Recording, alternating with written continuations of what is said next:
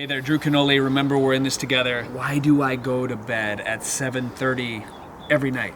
I know this sounds crazy, guys, but today I'm gonna show you why having a sleep schedule is so important for you. Ladies and gentlemen, we're gonna jump right into this. If you're watching this, let me know where you're from. Leave a comment below and subscribe to this channel. You're gonna get all kinds of wisdom out of here. So 7:30, right? You're probably thinking, well, what time do I get up? I get up really early, usually around 3:30 to 4 o'clock. And the reason for that is I like to get stuff done first thing in the morning.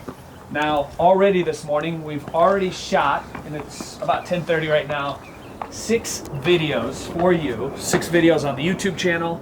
I've already finished a book, I meditated, I went to the gym, I got an hour workout in, and we are just moving along. I find that the more effective I am in the morning, the better I feel at night, and the more success I have in building businesses and what I do during the day. So whatever your life goals are, work on rewinding that time that you go to bed back a little bit further every single year. So let's jump into how important this really is.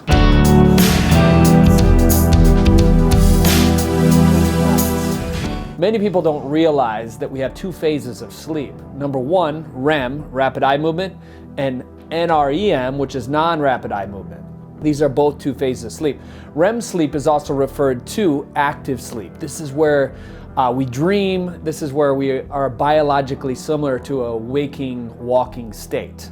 Non-REM is the deeper phase of sleep, or delta waves, right? Where our brain waves slow down, they're less frequent, we don't remember our dreams as much, and many of the body's repair functions and detoxification pathways open up during this time. We alternate between these 2, the REM and the non-REM. In the beginning, REM, and in the end, more of the non-REM. Both cycles are directly correlated to our internal clock or our circadian rhythm, which is where our sleep schedule actually comes from. Our sleep schedule is on that 24-hour circadian rhythm that works best for the consistent routine. And throwing off this routine, you've probably felt it before, can set you back sometimes for a day, 2 days. The older I get, I feel like it sets me back 3 days, but I know a lot of that's mindset as well. You gotta keep a sharp mind, my friend. When you create the habit of a consistent sleep schedule, it allows your circadian rhythm the opportunity to regulate and operate in the best way possible and get the most effective sleep. And the timing of sleep does matter.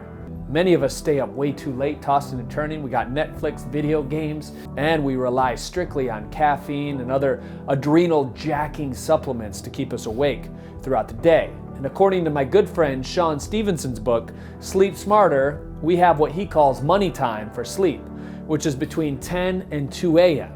This is the period where the most rejuvenation occurs. During these hours, it's your body's natural hormone secretions that take place for optimal performance and sleep.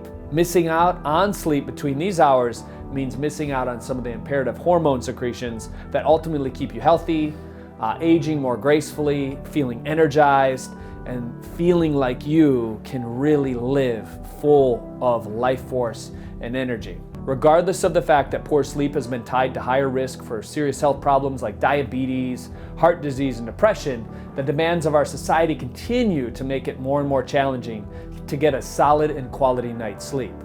We work long hours, we're staring at our screens all day long, and do this over and over again. 6 tips to create a world-class sleep environment. Here we go. Tip number 1 is get to bed within a few hours of the sun going down.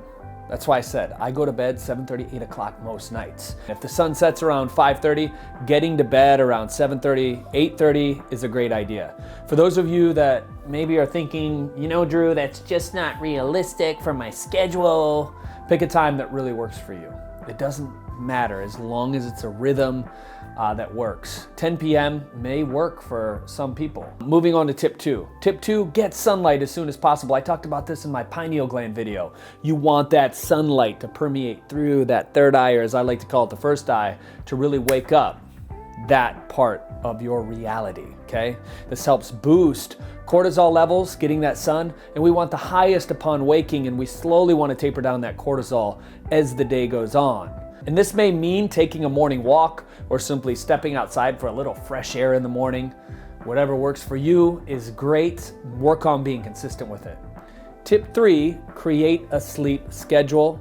I have an Apple Watch that I wear sometimes, and it pushes an alert to me around 6:30, 7 o'clock, where it's like, start to tune down, Drew, turn off all the blue lights. I got salt lamps in my house. I turn off my EMFs, any plugs that are by the bed, I unplug them, right? I talked about that in my EMF video. If you haven't seen that, check it out. So, you know, your money sleep time is in between 10 and 2. For me, it's normally in between 8 and I would say 12, actually, the way my body's set up.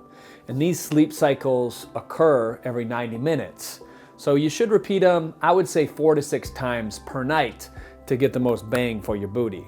And what that means is if you're setting an alarm for 4 or 6 o'clock in the morning, then chances are if you're in bed by 8 or say 10 o'clock, you're gonna get enough of those sleep cycles to really feel rejuvenated and rested versus waking up in between one and feeling groggy. If you've ever woken up and you feel groggy in the morning, it's probably because you just woke up during one of those deep REM cycles. My goal is to aim for 4 sleep cycles each and every single night. I know I'm getting my hormones secreted, my detoxification pathways, my anti-aging systems up in place, and I do my best to stick with that routine.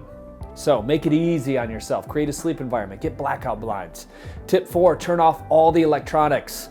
Like I said in my other video, the EMFs, technology, videos, virtual reality for some of you before bed can mess with your internal clock, which actually suppresses the release of sleep-inducing hormones, and it's harder to fall asleep.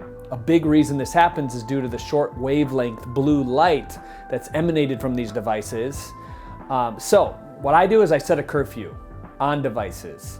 Usually around 5:30, 6 o'clock, all this stuff's off. I'm talking cell phones, everything. And Apple is gracious enough, and I know Android has this now, they tell you how much screen time you're using, and if you violated one of these, you can just set it up in the settings in your phone. Tip 5, I mentioned this already, but just black out your room. Back in the day, sleeping in darkness was the norm. Nowadays, we're just bombarded with artificial light. In order for our bodies to produce melatonin, which is needed for sleep, it needs darkness.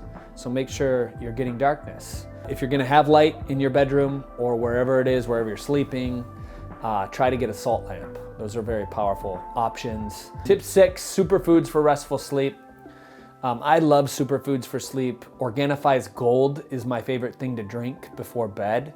It actually knocks me out. I feel relaxed, I feel great.